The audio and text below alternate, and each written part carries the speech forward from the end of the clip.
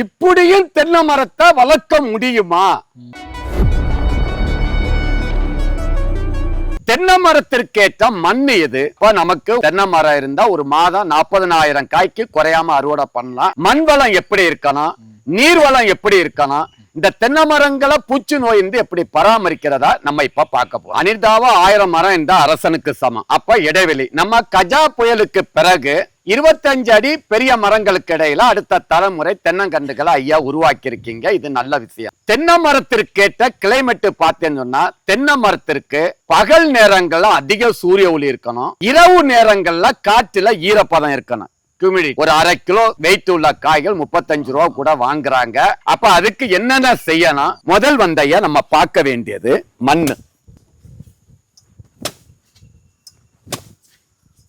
அதாவது ஐயா முதல் தென்னைய பார்த்தேன்னு சொன்னா கடற்கரையில் எங்க எங்க இருக்கோ அங்க தென்னை மரங்களை பார்த்தோம். அதுக்கப்புறம் சமவெளியில கொண்டு வந்தோம். காரணம் தென்னையில மாதம் வரும், வேற எந்த பயிரும் கொடுக்காது. இதுல இருந்து கிடைக்கிற எல்லா பொருட்களும் பயனுள்ளதான் தென்னை மரம். அதனாலதான் தென்னைய அரசனோட கம்பேர். அப்ப இந்த மண்ணு வந்தையா இதெல்லாம் மண்ணுல சத்துக்களும் இருக்கணும். உங்க மண்ணு வந்தையா ரெட்டு கீழே செம்மண், மேல கிளே லூம் சொல்றது மணல். உங்க மண்ணு உண்மையிலே சொல்றேன் ஒரு தென்னை மரம் 300 காய்களுக்கு மேல காய்க்கும். மிக அற்புதமான தென்னைக்குன்னே படைக்கப்பட்ட மண். மண்ணுல சத்துக்கள் பார்த்தீங்கன்னு சொன்னா ஒரு பெரிய அபரிதமான சத்துக்கள் இந்த மண்ணுல கிடையாது. ஒரு வளமான மண்ணுன்னு சொன்னா கார அமில தன்மை 7க்கு மேல இருக்கும் pH. அப்ப நீங்க இந்த மண்ணுல என்ன கொடுக்கணும் சொன்னா வருஷத்துக்கு ஒரு ஏக்கருக்கு ஒரு 250 கிலோ உப்பு விதைங்க. யூரியா வச்சேன், பொட்டாச வச்சேன், DAP வச்சேன், அதெல்லாம் வேண்டியது. இந்த மண்ணுல களைகள் அதிகமா வளரும். அப்ப இந்த மண்ணுல களைகள் அதிகமா வளராம இருக்குன்னு சொன்னா உப்பு விதைக்க கூடாது. மார்கழி மாதம் அதாவது பொங்கல் டைம்ல, அதாவது ஜூன் ஜூலைல ஒரு ஏக்கருக்கு அதுக்காக ரொம்ப உப்பு விதைக்க கூடாது. உப்பு அளவான உப்பு நல்லது. வருஷத்துக்கு 2 தடவை செம்மறி ஆட்டுக்கடா போடுங்க. பட்டை மரங்களை அப்புறப்படுத்துங்க. ஒரு மரம் பட்டை மரம் இருந்தா அதுல லட்சக்கணக்கான பூச்சிகள் அதுல முட்டை போட்டு கூட்டுப்புழு பருவம் தாய்ப்பூச்சியா எல்லா மரத்தையும் சாகடிச்சு. அப்ப அடுத்த ஐயா செய்ய வேண்டியது ஒரு பட்டை மரம் கூட நம்ம தோட்டத்துல நிக்க கூடாது. தோட்டத்துக்கு அதிக உழவு கொடுத்தா வேர்கள் ஜல்லி வேர்கள் அறுப்படும். ஜல்லி வேர்கள் தான் சத்துக்களை எடுத்து மெயின் வேருக்கு அனுப்பி மெயின் வேர்கள் வழியா தான் மேல போகும். அதிக உழவு கொடுத்தா தென்னை மரம் கண்டிப்பாக காய்ப்பு திறன் குறைக்கும். இது தென்னை மரம் மர வகையை சார்ந்தது. நீங்க உழுகாம இருக்கும் போது என்னென்ன நன்மைகள் நடக்குதுன்னு பாருங்க. மண்ணுல ஈரப்பதம் காயாது. ஏன்னா களைகள் குளிர்ச்சியை கொடுத்து சூரிய ஒளியை மேல அனுப்பிடுவாங்க. 2வது மண்புழுக்கள் அங்க வாழும், உயிரின பெருக்கம் இருக்கும்.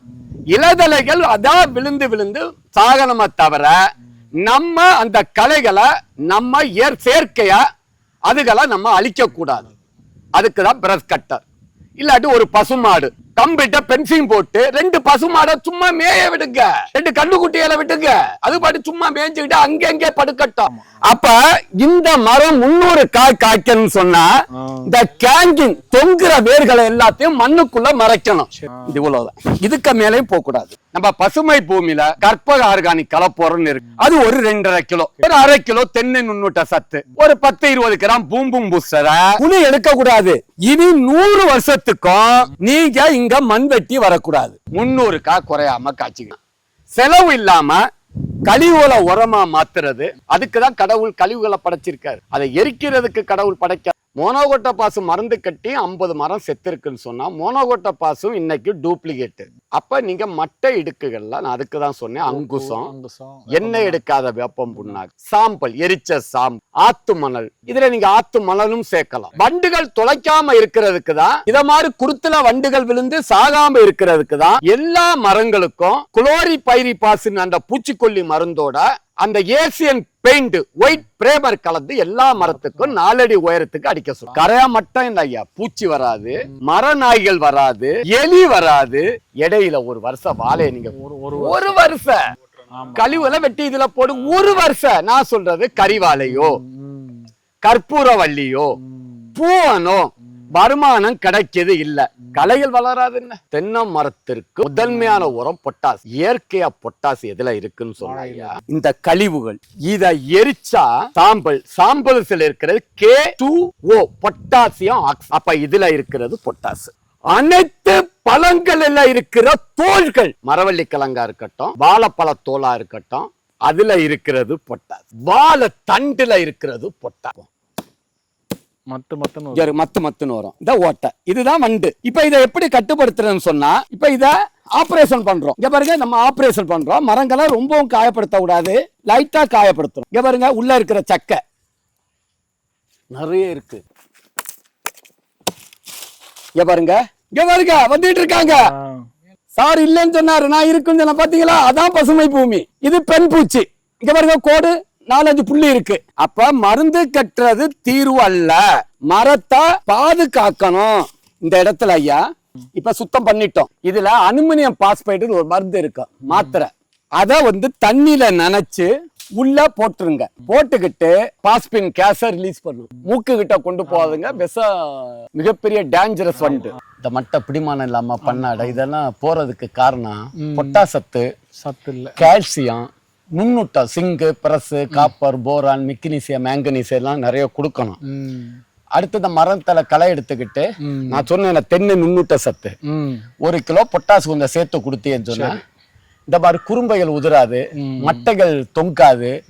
பண்ணாட அந்த ஸ்பிராத்னு சொல்லுவாங்க இங்கிலீஷ்ல, அதெல்லாம் ஸ்ட்ராங்கா இருக்கும். சரி, அப்ப சாருக்கு நம்ம இத புழைக்க இனி இந்த மாதிரிப்பட்ட பிரச்சனைகள் வராது.